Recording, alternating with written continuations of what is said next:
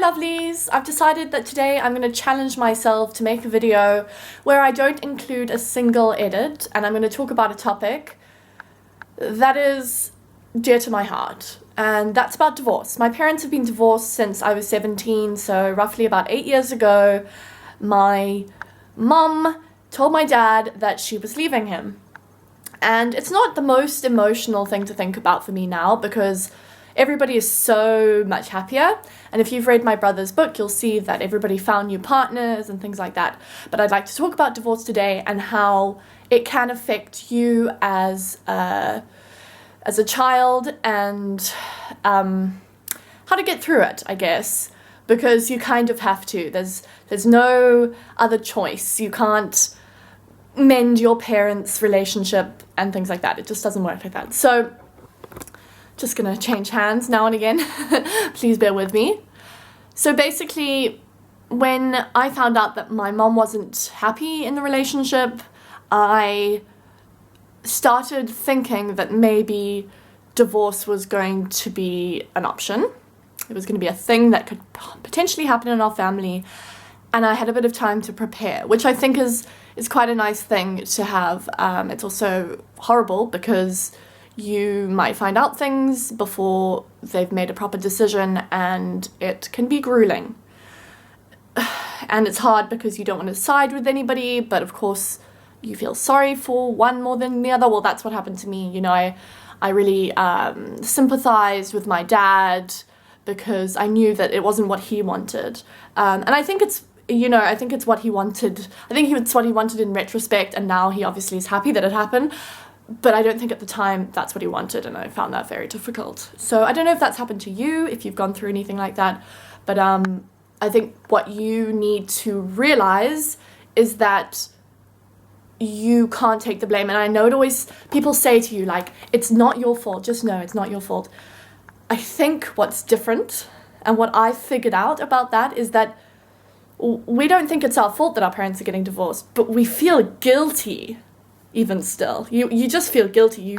You feel sorry for your parents.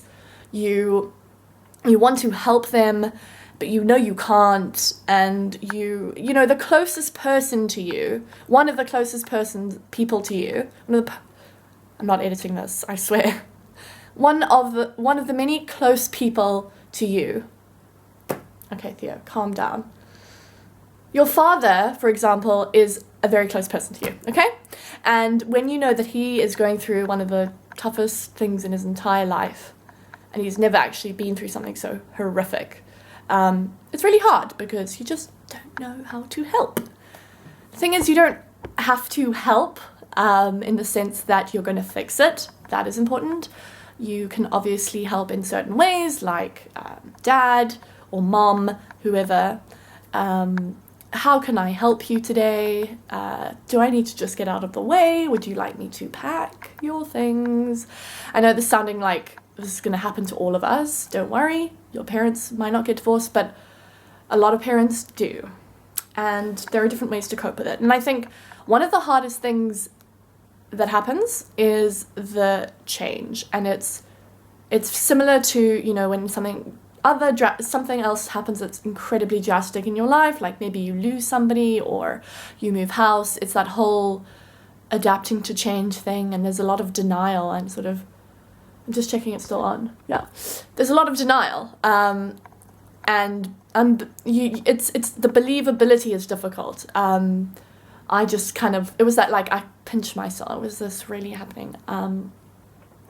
That was the weirdest part for me. But of course, sooner or later, it became our reality. So it was obviously real. And I think that's what's kind of good about it, is in the beginning, it's like you can't believe that it's happening. And then when you finally start believing that it's happening, you're kind of okay with it. I don't know if you get what I mean. So basically what I want to say is that you are going to be fine, and that divorce is there for a reason as well. Like, I think about myself and I think, divorce isn't for me. I can't commit to somebody and build a life with somebody and have children with somebody, and then just suddenly like break up as if it's like, cool, like you're not for me anymore, I'm kind of not into this relationship. You know, that's a normal thing that can happen with people in relationships. And imagine doing that when you have an empire. Like, how? I think it's like amazing that people do take the step sometimes, especially when they are not happy and they know that the only way to be happy again is to change their life. And an example is the way my mum was. Like, she wasn't unhappy with my dad, not that I could see particularly, but I knew that she could be happier. And I knew that there was a lot going on with her that I didn't know what it was. I didn't know what was going on, okay? But I knew once she was out of it that she was a whole new person. Like, I don't know. She it's like mom with my dad and mom not with my dad. And both of them are wonderful people, but there's a shift, a big shift.